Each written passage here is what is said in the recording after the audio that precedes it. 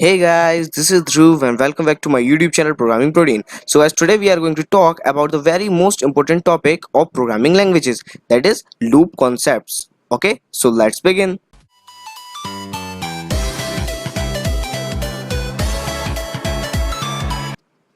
So guys, in our previous video we discussed about the basic of loop concept, but in this video we are going to elaborate the topic and learn about the loop concept in details.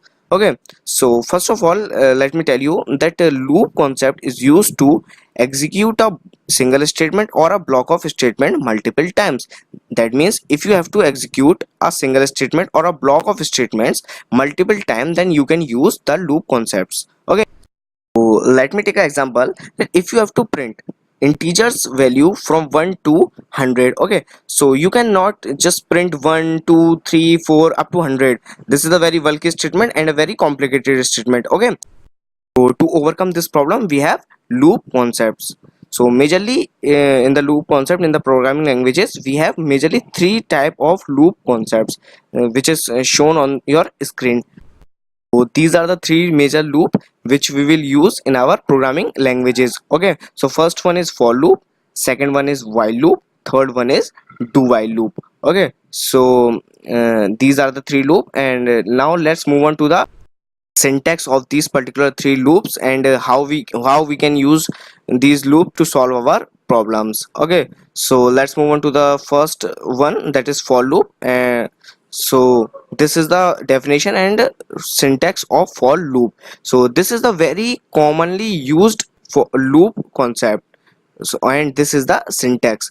The first step in the for loop is first we have to write the keyword for. Okay, after that in the parenthesis we initialize our variable on which we have to work. Okay, after the semicolon, that is after the breaking of variable initialization, we put a condition. Okay, so let's take an example so that you can easily understand the concept.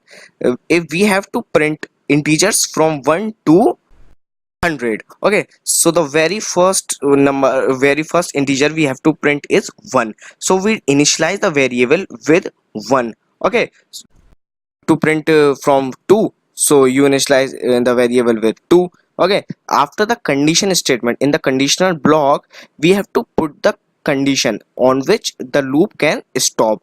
So in this particular problem we have the condition that the variable must be less than or equal to 100, because we have to print the integer uh, from 1 to 100. Okay, so the last integer is 100.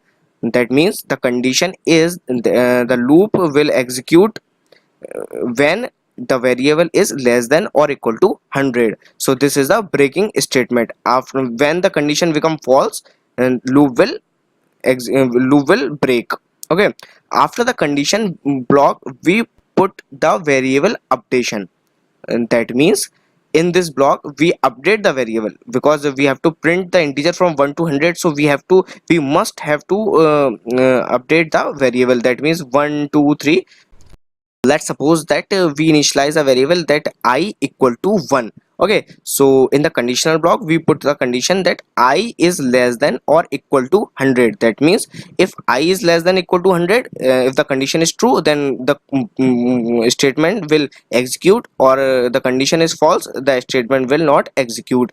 In the updation block we put I plus plus.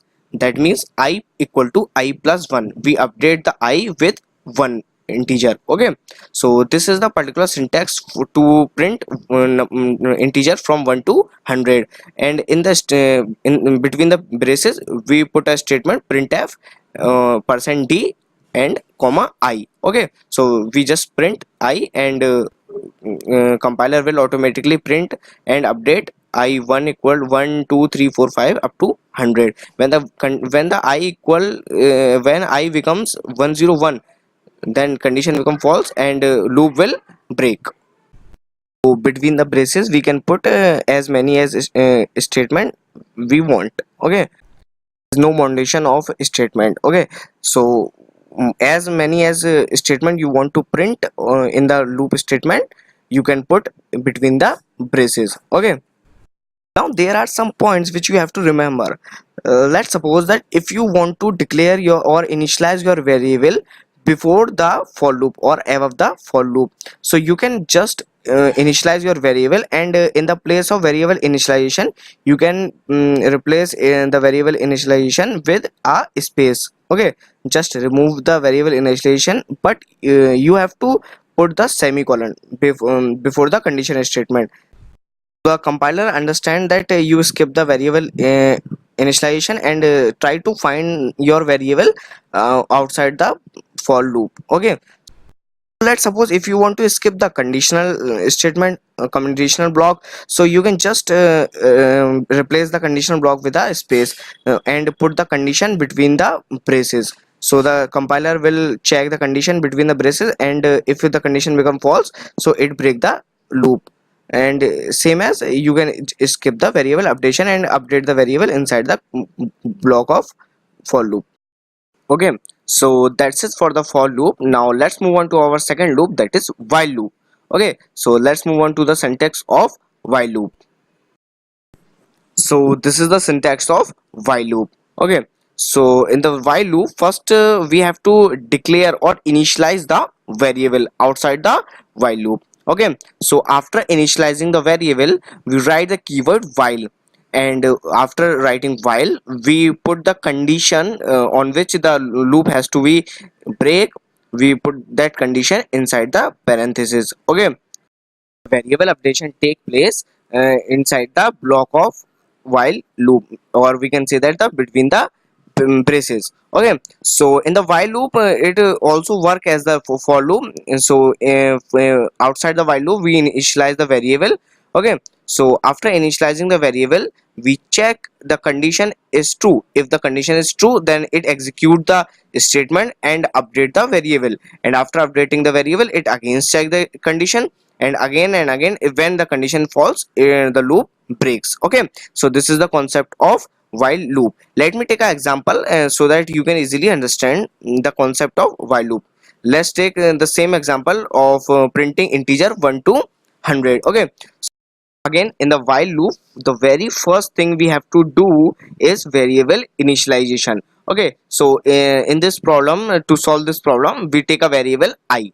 Okay, so first thing we initialize the I with 1, because we have to print the integer from 1. If you have to print with 2, so you have to initialize it with 2. So let's take a variable of integer data type. Okay, so this is the variable of integer data type I equal to 1. This is the variable initialization. Now we have to put the keyword while. Okay, so in the while we have to put the condition that I must be less than equal to 100. If I is less than or equal to 100, so it executes the statement, otherwise it does not execute. Okay, so between the braces we put the condition that print f %d, because it is of integer data type, so %d, and it will reflect to the variable I. Okay, so printf %d I, and after that we have to update the variable, so I plus plus. I plus plus is a shorthand for I equal to I plus 1. We can write I equal to I plus 1 as I plus plus. Okay, so this is the solution of the particular problem with the help of while loop. So now this is our third loop or last loop, which is called as do while loop. It consists of two words, the do and while. Okay, so as it is clear with the name that it consists two function, that is do and while. Okay, so in the do condition, in this particular syntax of do while loop, we first initialize the variable. After that we put the keyword do, and after do we put the braces, and in the braces we put the condition which we have to print. Okay, and in between the braces we have to update the variable also. And now in this loop we check the condition after the execution of the code block or a single statement. Okay, so in the do while loop we first execute the statement. After that we check the condition in the while statement, while keyword, and between the parentheses we put the condition to check. Okay, these are the loop statement which we use in our programming language to solve particular problems. Okay, the very important thing which you have to keep in your mind, that both for loop and while loop. First two loops are the entry control loop, and the last loop, that is do while loop, is the exit control loop. Now what are they? The for loop and while loop check the condition. If the condition is true, then it execute the code.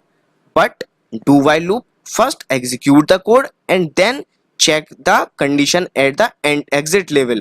But for loop and while loop check the condition at entry level. Okay. So for loop and while loop are the entry control loop because it first check the condition and after that it execute the code, and do while loop is the exit control loop because it first execute the condition and after that it checks the condition at exit level. Okay. Question is that what is the use of do while loop? Okay, so whenever you need to first execute the code and after that check the code, or whenever you need to execute the code at least once, either the condition is true or it is false, you have to execute the code. So you need to use the do while loop. Okay, so that's it for this video. If you like this video, then hit that like button. If you have any query regarding this content, comment down below. I will try to solve your problem. If you haven't subscribed to my YouTube channel, then do subscribe please. It will give me the motivation to upload new videos. In fact, I will come with new videos every alternate days. Thank you.